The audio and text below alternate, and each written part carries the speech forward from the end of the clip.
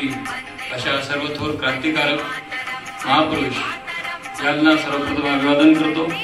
आजच्या कार्यक्रमाचे अध्यक्ष सन्माननीय आदरणीय प्राचार्य दांगडे सर, तसेच आजच्या कार्यक्रमाचे प्रमुख अतिथी की जे दुसऱ्यांना संधी देतात तुम्ही नुकतंच बघितलं, मला पुढे केलं आणि माझ्या पाठीशी नेहमीच राहतात असे आमचे आदरणीय उपप्राचार्य की मोने सर, तसेच प्राचार्य फार्मसी कॉलेजचे प्राचार्य नवे एक आवर्जून सांगायचं वाटते की ते कॉमर्सचे प्राध्यापक आहेत, मात्र इंग्रजी भाषेवर विशेष प्रभुत्व आहे आणि त्यांना राष्ट्रीय मूल्य आणि राष्ट्र अभिमान या मूल्यांशी त्यांचं फार जुनं नातं आहे। राष्ट्रीय स्वयंसेवक संघामधून त्यांची जडणघडण झालेली आहे असे आमचे बोलायचं सर मध्ये जिवंत आहे, त्याचं सामर्थ्य तुमच्या लक्षात येते। या गीतावरती बंदी आणली त्या काळामध्ये आणि या गीतावर बंदी आणल्यानंतर आपल्याला कळतं की गीत किती सामर्थ्यशाली बनलं असेल। बघा, कोणताही देश गुलाम का होतो तर त्या देशातला नागरिक जेव्हा आपला आत्मा गहाण करतो त्यावेळेला तो देश गुलाम होतो। कदाचित त्या ज्या काळामध्ये इंग्रज भारतामध्ये आले त्या काळात ते बुधवर होते, तराजू घेऊन आले सर्व। त्यावेळेला वंदे मातरमचे असेच कार्यक्रम खूप ठिकाणी घेण्याचा निश्चय झालेला होता। त्यांच्यासोबत मेहकर तालुक्यामध्ये वेगवेगळ्या ठिकाणी कार्यक्रम घेण्याचा योग दांगडे सरांच्या सोबत आला।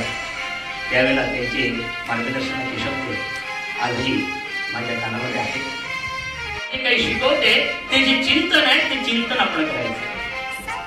ती आमची माता काय शिकवते तर या आमच्या मातेने आम्हाला संस्कृती दिलेली आहे, ती विश्व मांगल्याची संस्कृती दिलेली आहे, विश्व बंधुत्वाची संस्कृती दिलेली आहे। या विश्व बंधुत्वाच्या संस्कृतीवर आक्रमण करणारे जे शत्रू असतील त्या भूमीचा की ज्याने विश्व मांगल्याची आम्हाला साधना दिलेली आहे त्या मातृभूमीचा विजय करू। वंदे वंदे वंदे।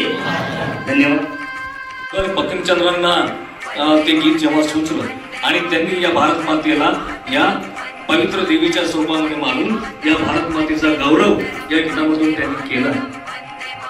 खरोखर मी तर असं म्हणेल की वंदे मातरम ही घोषणा नाही तर ती एक प्रतिज्ञा आहे आणि तो एक आर्त स्वर आहे। भारतीय स्वातंत्र्याचा,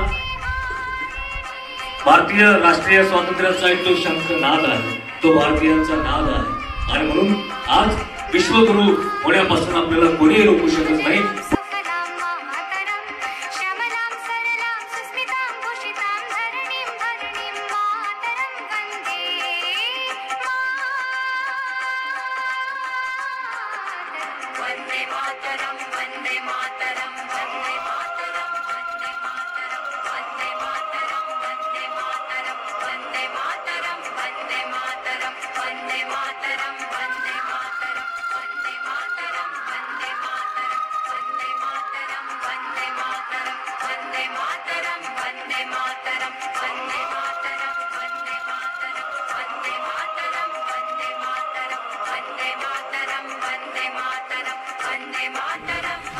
त्यावर भुंकर मारणं हा त्या कार्यक्रमाचा उद्देश आहे।